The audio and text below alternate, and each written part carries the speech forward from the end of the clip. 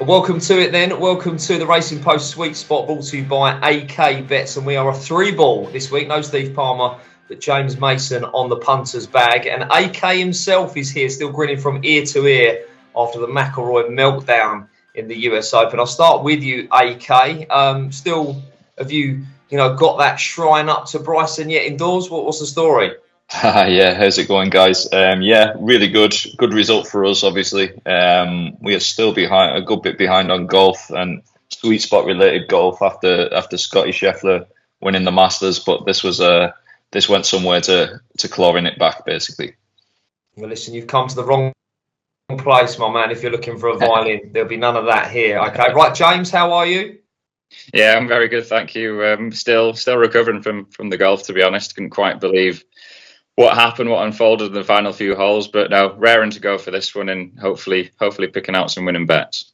Good man. Right, of course, do remember to like, comment and subscribe. You're joining us on the Racing Post YouTube channel. Loads of content this week. Of course, Royal Ascot, so get stuck into that. And the Euros on as well. Right, before we get into last week's action and this week's action, we have a new welcome offer for you. And it can come straight from the horse's mouth here, because no longer is the code Sweet Spot 50, it is Sweet Spot 25. No longer do you have to wonder if your player's going to make the cut or not.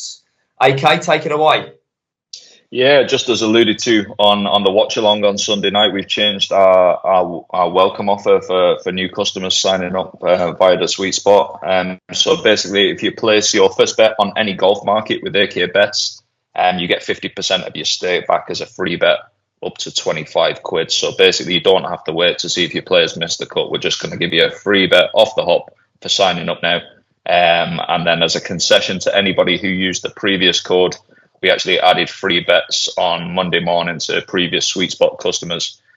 So if you signed up via the Sweet Spot code previously with the miscut concession, you'll have a free bet in your account to use if you haven't used it already. Wonderful stuff. Sweet Spot 25, your new code. Their terms and conditions, of course, apply. And AK mentioned the Sweet Spot Live. We had the watch along on Sunday evening, which was a 4-hour marathon, but it was brilliant stuff, thrilling from start to end. And of course, we took in the England game, or we tried to anyway. We had Mark Langdon on with his got football betting insight as well, and plenty of talk about the Euros. And we had a pro on as well, Dan Whitnell joined us. So if you did miss that and you've got a spare 4 hours, jump in and have yourself a butcher of that. We'll be doing that again for the Open as well. Right, so let's get into the US Open then. It was won, of course, James, by Bryson DeChambeau, who I suppose coming into the event, he wouldn't be the player that you were kind of earmarking as being suited to that track. No, not really. I mean, he has over the past sort of year or so, he's sort of trimmed down, hasn't he? He's not so much about the bulkiness. It's not so much about trying to hit it as far as he can. He's sort of got a bit better, of course, management with his style of play now. But I didn't fancy him there purely. It wasn't about the long game. It was about the short game. I wasn't quite sure about him really with that huge putter that he has like rested inside of his left arm. I just don't like his style of putting. He can get a little bit sort of edgy at it when it comes to some nervous times, like we saw on that final round. But yeah, you got to give credit to him really, because the up and down on the last was absolutely sensational. And having missed that little tiddler as well on the back nine, he came right on the next hole and then just blasted it onto the green, didn't he? So he's got the mental strength. I think now two US Opens he's got in the bag. Yeah, he's definitely a danger. And there were signs, wasn't there, when you look at hindsight, when you look at it, because of the performances he had in the two majors prior to the US Open, he performed well in those. So yeah, it's maybe a little bit of a disappointing one to miss out on, but again, I don't think my mind really would have changed on him ahead of the tournament. I don't think I ever would have backed him purely because I still had doubts about his short game. What about the mental scarring, if there'll be any for McIlroy there, James?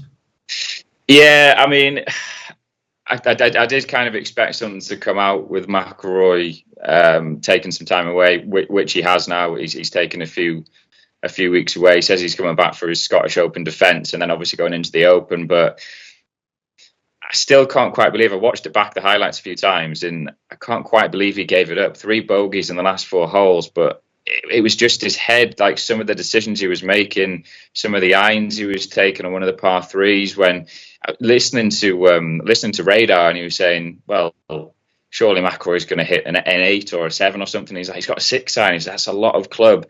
I don't know whether it was the caddy just not giving enough info into him, but even going on to the 18th hole as well, when he whips out the driver and you think, what on earth are you doing? You've used 3-wood for the first 3 rounds here, or a long iron. Why are you getting a driver out? And he put himself in a poor situation. Again, gave himself one of those little tiddlers to miss on the last hole.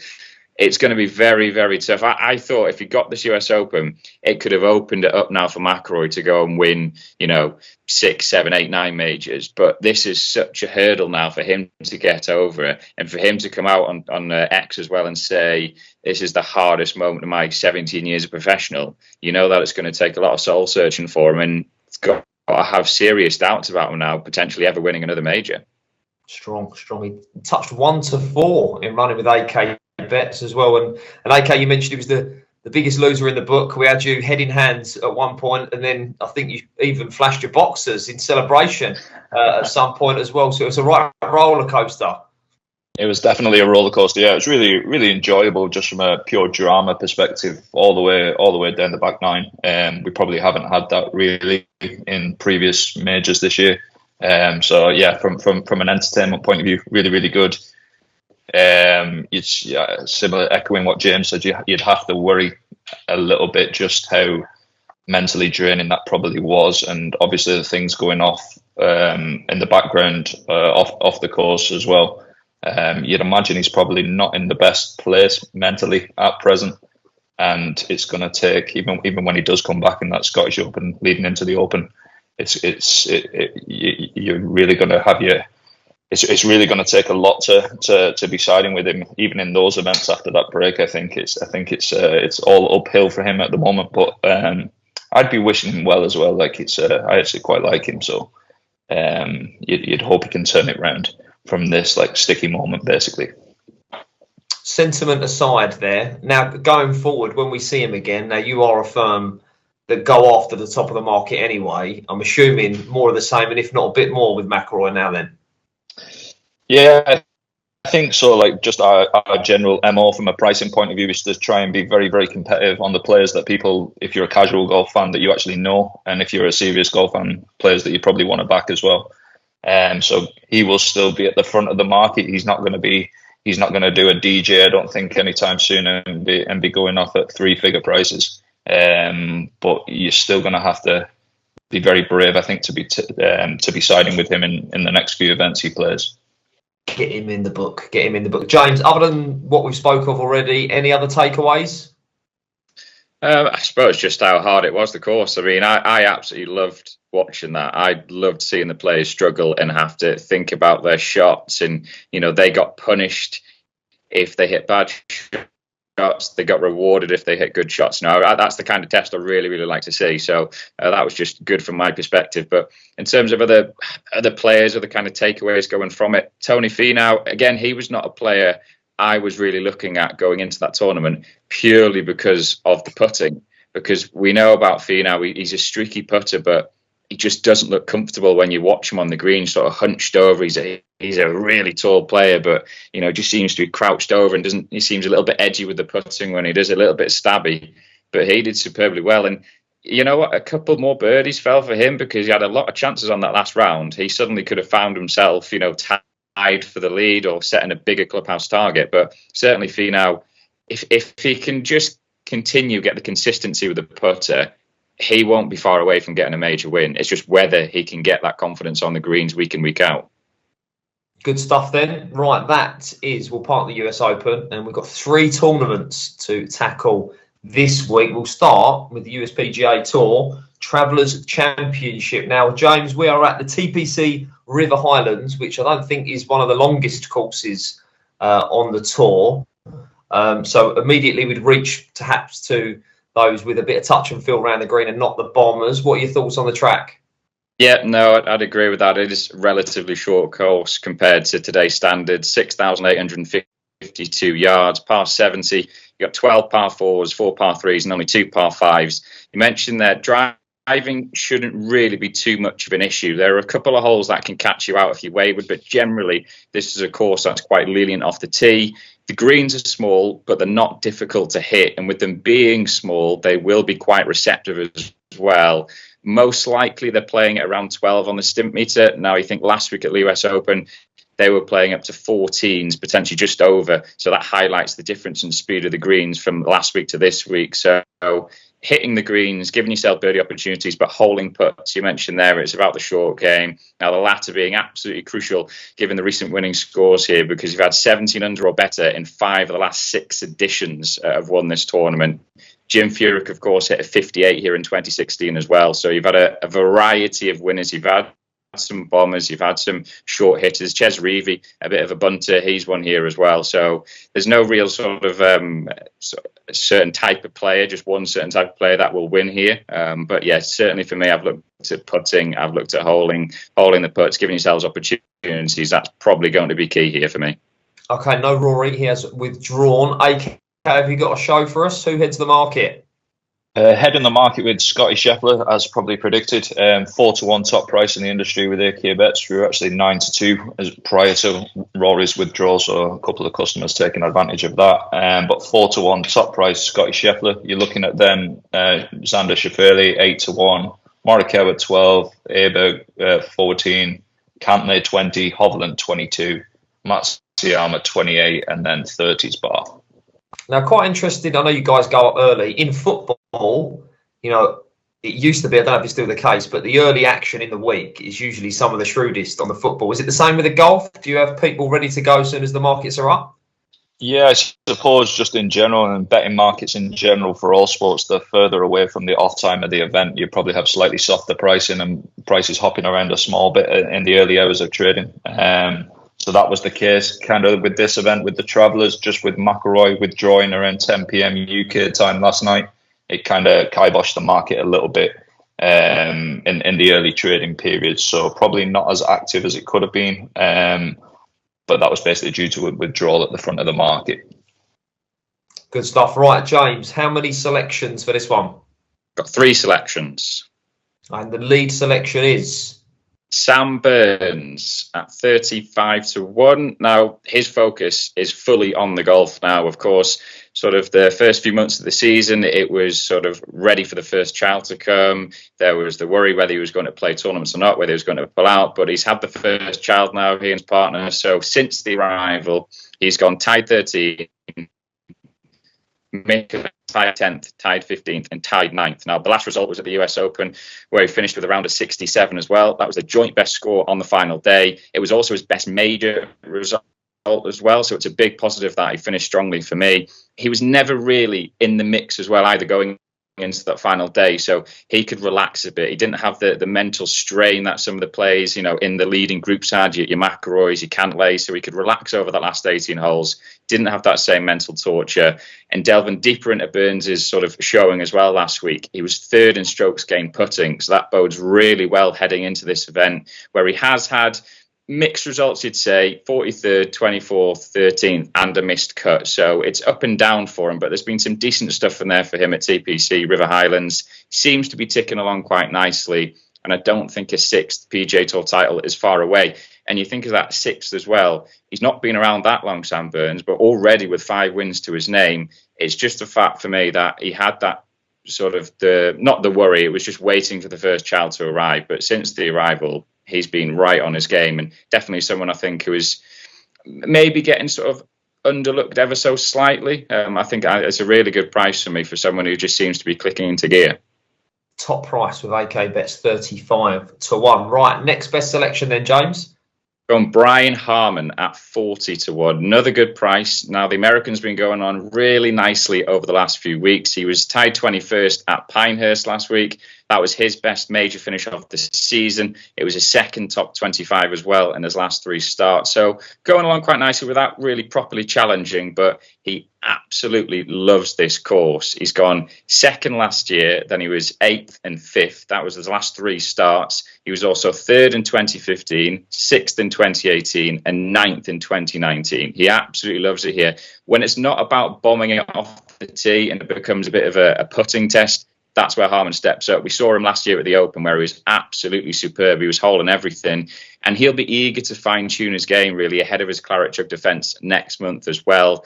Looking at the putting stats a little bit more from this season, he's 24th in strokes gained in that area. And it's also worth noting some of the results in the 7 other signature events, given this is the 8th and last signature event of the season. He's had a tied 5th and 2 tied 12ths in 3 of the 7 signature events. So he steps up for the big tournaments. And yeah, I think this win could really boost his confidence ahead of his Open defence, which I think he could put quite a good showing in for. Joint top price with AK Bets at 40-1. And James, finally, who else? Going for apologies for the pronunciation, Christian Bezuidenhout. I know people call him different things as well, but 90-1. Now his course form, mentioned Harman's brilliant. His course form doesn't make for good reading. He's missed the cut on both of his visits. So why am I tipping him up? Well, I'm happy to forgive him for those 2 showings and take him on. It was a good price. He's sublime on the greens as the South African. He's 11th in strokes gained putting, 2nd in putting average, and 4th in putts per round as well. In a tournament that requires a hot flat stick, those numbers make for superb reading for me. He's also showing a little bit of form at the moment as well. He was tied 17th at the Charles Schwab. He was 4th at the Memorial. And then he was tied 32nd at the US Open last week. He's also had top 20s at the Players and the Wells Fargo. So they're big tournaments. And you look at his approach play, because obviously, it's all well and good that you hole and putts, but you've got to be on the green, giving yourselves opportunities for birdies. He's 36th in strokes gained approach. So it could all come together for him this week. He's someone where if he can get on a roll, he's someone that can, put 2, 3, 4 birdies in a row along, and he can really shoot up the leaderboard. But yeah, Bezuidenhout at 90-1, I think is a really good price. Nice juicy prices there. How close was Finau to being in the team this week, James? Not close, no. Purely for the fact that he was one of those. He was challenging towards the end of that round, and he did not mental torture for him, but it will have taken a lot out of his game, because it maybe sort of 5 holes from the end, and he was seeing maybe McIlroy drop a shot, DeChambeau. He's thinking, actually, I might be in with a chance here, and he was just starting to the pressure was maybe getting to him a little, wasn't making all the putts. So that for me is why I've not gone for him. There's no real big correlation between missing the cut at the US Open and then performing well here, or performing well at the US Open and then having a good result here. It's been very mixed. I mean, Keegan Bradley won it last year, but he missed the cut at the US Open the start before. So there's no massive correlation with whether they've had a good performance at the US Open or whether they've missed the cut or not. No love for the chef. I could imagine you, James, almost shaking your head when you're hearing Steve tipping him, because I know that you're running away from short price favourites in the golf. Yeah, I don't, just because of how many players there are on the field, and sort of all the stuff that comes into it, how it could easily change. And we saw there with Scheffler, he just didn't have it for some reason at the US Open. And the one area of his game where it was always talked about why he wasn't winning more was his putting, was the short game. That was where he was maybe weakest at. He's got that going this season, but for me, if something starts to go, it's always going to be the putting. It's always going to be that aspect for Scheffler, and yeah, for some reason, just didn't take to the task. But yeah, I'm very happy to leave him alone at that price. I kind of want to see how he reacts to that US Open performance first. That's his worst performance of the season, so just not quite sure where the head is with him at the moment. I'm sure he'll probably put in a decent performance now, but I'm definitely happy to skirt away from him. Well, if you have got love for the chef, he's top price, Scottish Scheffler, 4-1 favourite, top price in the village with AK Bets. AK, I might catch you on the hop here, but do you have a fancy, or do you just kind of, I'm just going to lay the bets and try and get a result? Yeah, I think that's kind of just from a pricing strategy for the firm personally. That tends to be the way we do things. I think the Sam Burns show is definitely for somebody just hanging around under the radar. I think, especially at the price 35-1, as soon as you say the case for him, I can see how that definitely appeals. Harman obviously half picks himself this week, just with his record around the place. Speaking of James's other tip, Bezuidenhout, or however we're going to pronounce his name, I'll take that. He's a little bit more left field for me. He wouldn't be somebody that would interest me personally. I think Matsuyama was unbelievable last week. I think again, just our pricing strategy, top pricing in the village at 28. I think just with the reduced field, I think you can definitely find, just from a punting point of view, value around between the 25 and 50s bracket, basically, just from a punter's point of view for betting each way. So yeah, if I had to plump for somebody, it'd probably be Matsuyama at that juicy price. But I can definitely see the cases for Burns and Harman as well. All right, well, this is binding, so don't be trimming either anytime soon. All right, recording this on Tuesday morning. They're locked in for a while anyway. James, obviously, there's no cut here, is there? No cut. There's cuts in the player hosted signature events that we've had this season. They've all gone. So yeah, no cut. So it takes away that little bit of pressure, I suppose. Should also mention the weather forecast, because I know quite a few of the watchers, the listeners, like to know what the weather's going to be like. Thursday, it's meant to be fine, sunny with clouds. There's chances of scattered thunderstorms Friday and Saturday before the weather turns a bit better on Sunday, sun and cloud again. So it's that Friday and Saturday where there could be a little bit of disruption with some thunderstorms potentially. Good stuff. Right, that is the Travellers' Championship at TPC River Highlands. Right, now we are off to the outskirts of Amsterdam for the KLM Open. What can you tell us about the course here, James? Yeah, the International in Amsterdam. It's only held this tournament once before. That was 2019. Sergio Garcia ended up lifting the trophy that day. It's 7,042 yards. It's a par 72. We've got 10 par 4s, 4 par 3s, and 4 par 5s. Now, it's quite a sort of different course to what's usually in the Netherlands, but it was designed by Ian Woosnam. It's an inland link style course, so it provides a real challenge. Strong tee to green game for me looks like being essential to success. Anything wayward will be punished. You've got ponds, bunkers, bushes, wispy fescue to deal with as well, which sort of lines the fairways. Yeah, I think this could be a really, really good test. Forecast for this one is patchy rain on Thursday and Sunday. Friday promises a bit more precipitation as well, a bit more rain there. That's going to be the worst of the day in terms of rain coming down. Saturday is cloudy. That's probably one of the best days, I think, in terms of the forecast. So you're liking accuracy here?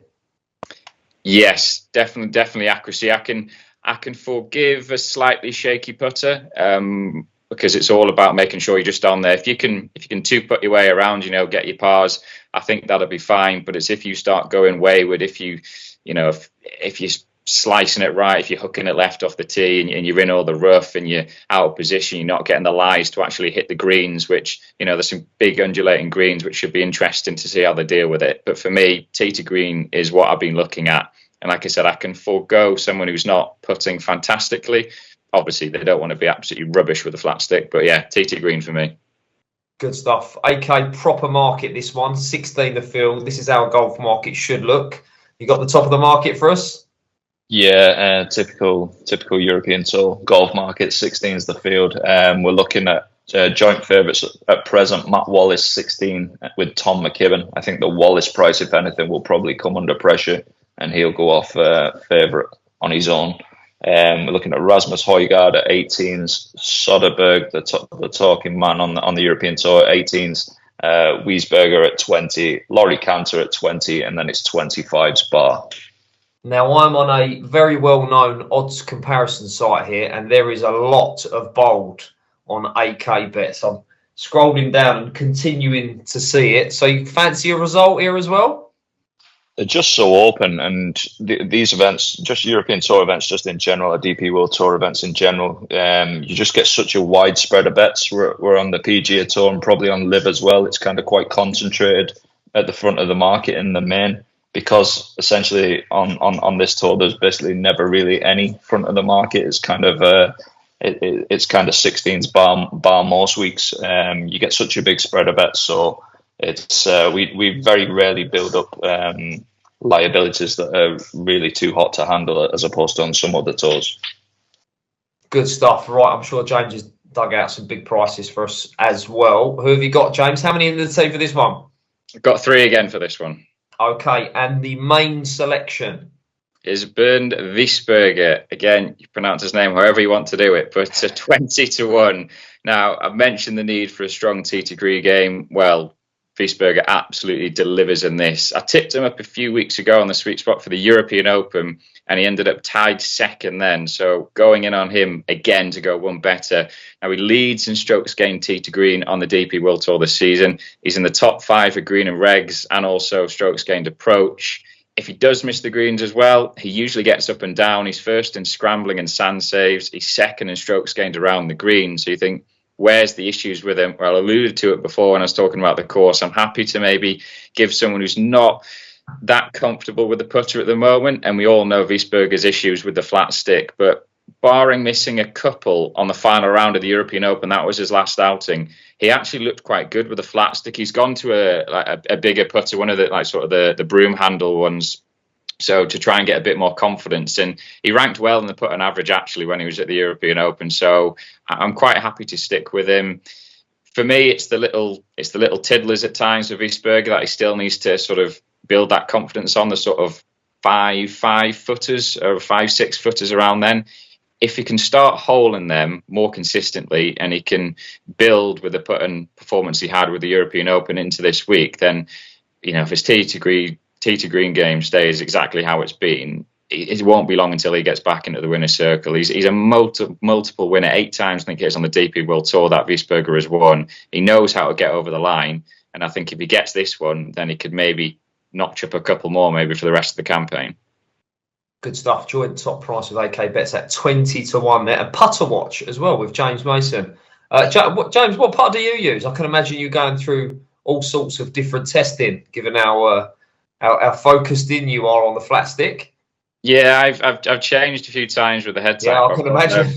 I've got a Scotty Cameron mallet putter, which I had extended ever so slightly, just because I wanted a bit more height on it. I have recently looked at getting a broom handle belly putter, but I just can't get them for love nor money at the moment. They're very hard to try and get, and I only want to try it out to see how it would be. So I don't want to spend ridiculous money on getting one. So, to be honest, I've tweaked with putter heads. I've tweaked with the size of them. I've tweaked with my grip. I've got kind of like I've got a reverse claw grip that I use for my putter. You can tell where my issues are when I play golf.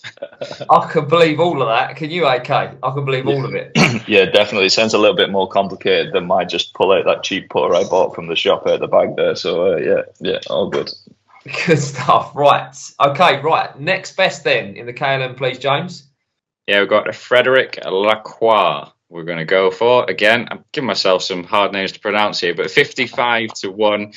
He's having a really solid season as the Frenchman. A couple of top 5s at the start of the year. Had a tied 13 at the China Open recently, so he seems to be getting more comfortable at this level. He's another player that's strong from tee to green as well. He's 6th in that department in strokes gained. He's 14th in green and regs and also driving accuracy. So rarely goes that wayward from tee to green. Again, like Wiesberger, it's the putting that's been the club that's let him down ever so slightly, but I'm willing to let him go at a big price and just the hope that the flat stick improves. Like I said, he's had some sort of decent results recently, and if he can take to these greens, think if he can put well on the first day and sort of get used to them and build the confidence, then with how his tee to green game is going, he's certainly someone I think that could potentially get in the mix. I think it just shows, I mentioned it before, that what the price is and how they are for the DP World Tour. It's so hard, I think, to price it up because there's such a disparity of, I think, quality at times, but you can suddenly get someone who is way down in the world rankings. And then I think it was Jordan Gumberg won on the European Tour, the American, and it was just like, where's he come from? So I think you get that a bit more on the DP World Tour, where you will get people that are bigger prices come up and get the win. Good stuff. We like the sound of that. Now, the prices are getting bigger and bigger. We're 20s. We're 55 top price with AK. Third selection, is that going to be even bigger? It's not going to be bigger, but it's going to stay on the same price, 55-1 for Paul Waring.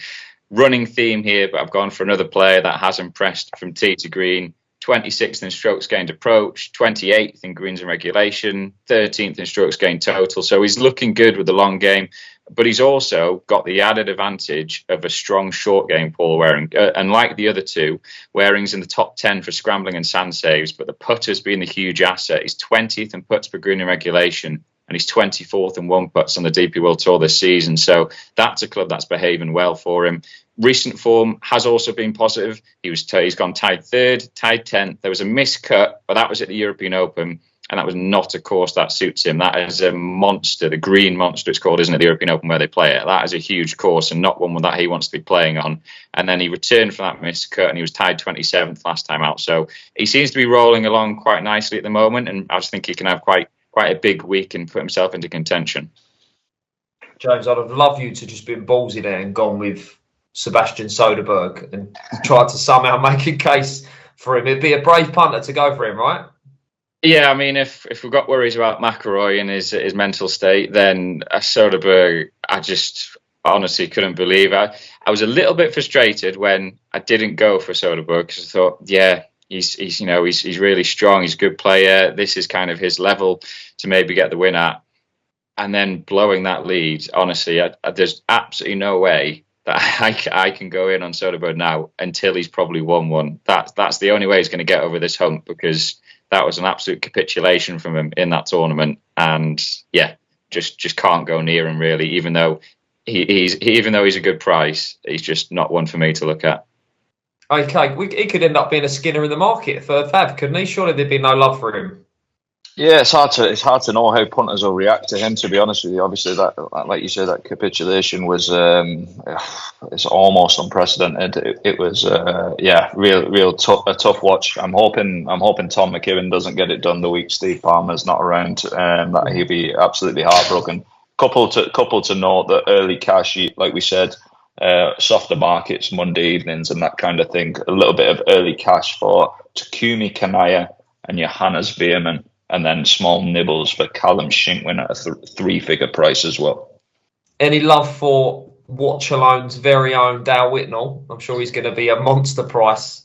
Yeah, the sweet spot, the Watch Along. Mr. Whitnell is the top price in the village, 275 to 1 with AK bets. So if you fancy the Colchester sensation, get stuck into that price. But we'll see how we go. I hope he goes well.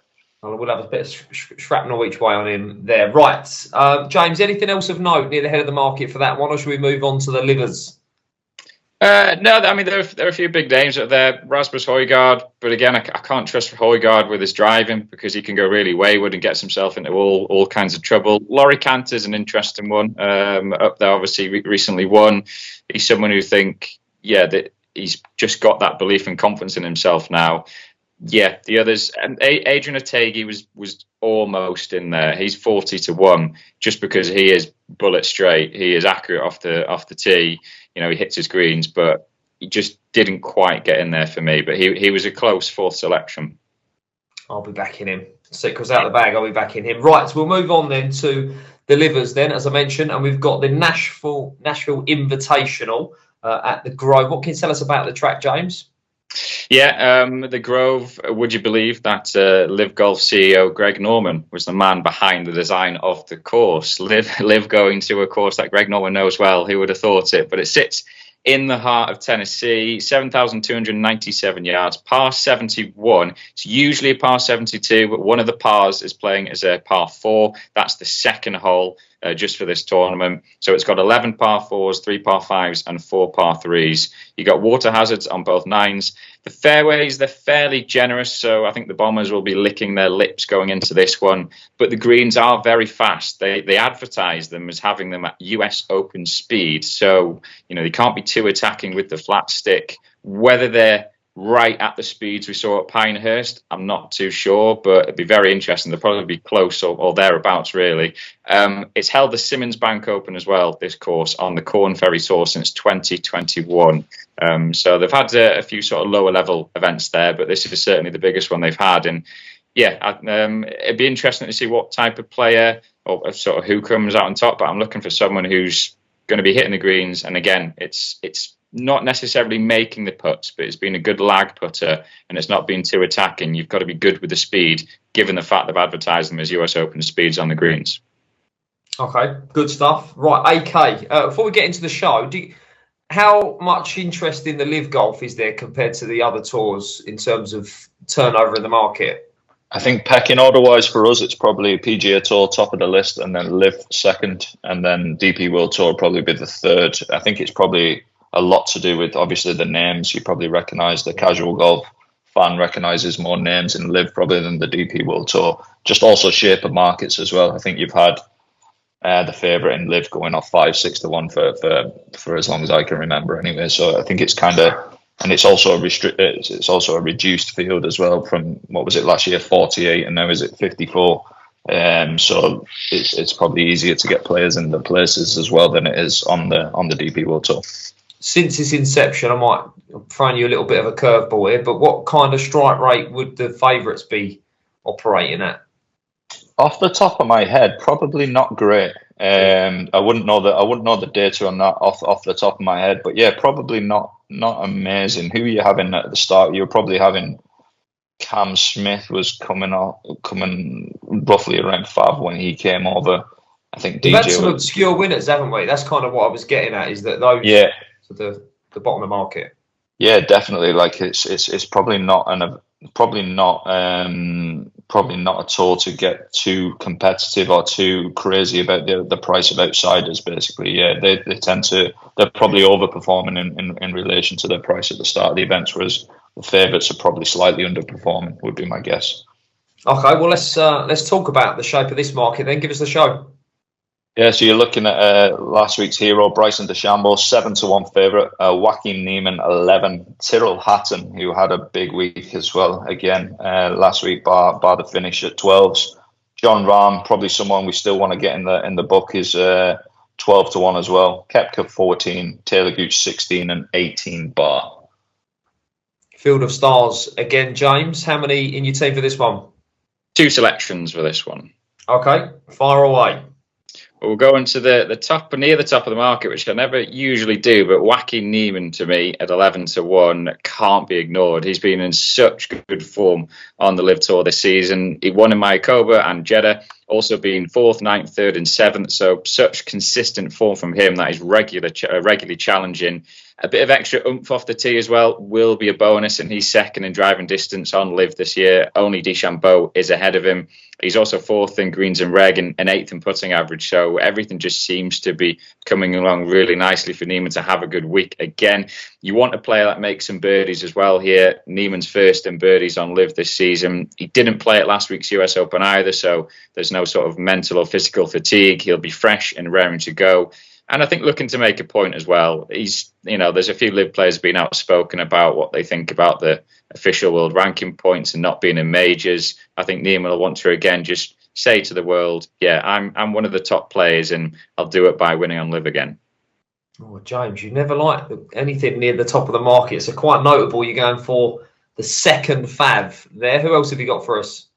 Yeah, we've got Dean Burmester is the second and final one, 28 to 1. Another player that's enjoying a good season on Live. He won in Miami recently. That was in April. Since he's gone 3rd, 14th and 18th. So definitely keeping the momentum and the confidence building. He gives it a good hit off the tee as well. The South Africans, they usually do, don't they? You never get a South African who's a short hitter, really. They give it a good bomb. And he's 3rd in driving distance. He's 9th in greens and reg. He's 14th in putting average again. Very, very similar stats to how Niemann is doing at the moment. Burmester certainly benefited from his switch to Live, which he went last year. So I think he can continue to impress this week and potentially get his second title. But yeah, definitely someone I think who, again, 28 to 1 is just he's one of those players, I think, when he was playing on other tours, he was quite easily forgotten or he didn't really look at him. But I think now on the Live circuit, he looks like he's happy here, he's settled, and this is where he's playing his best stuff. Okay. Those at the head of the market, I mean, obviously Bryson would be a bit of a surprise. Surely he's been partying away, right? Yeah, I can't look at Bryson just because he's going to be celebrating hard. So if he does come and win, fair enough. But I'm happy to swerve him. John Rahm, still, you've got the sort of the fitness worries, don't you? He missed last week because of the infection and the cut on in the middle in between his toes, and he's got infected. So how fit he is, we don't know.